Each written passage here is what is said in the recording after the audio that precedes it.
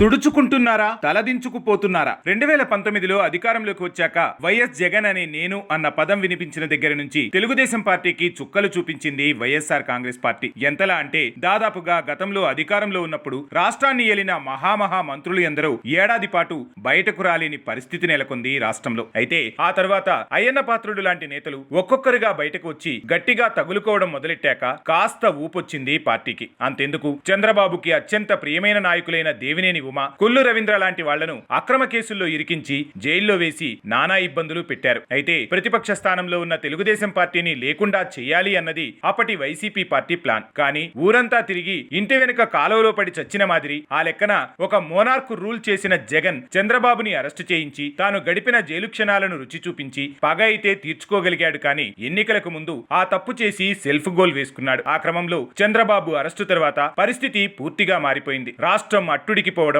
అటుపై Pawan Bharatiya Janata party Telugu Desam పార్టీతో పొత్తులకు రావడం, ఎన్నికల్లో వైసీపీ 11 సీట్లకు మిగిలిపోవడం అన్ని ఒకదాని వెనక ఒకటి జరిగిపోయాయి. చివరకు వైసీపీ పార్టీకి ప్రతిపక్ష హోదా కూడా రాకుండా చేశారు జనాలు.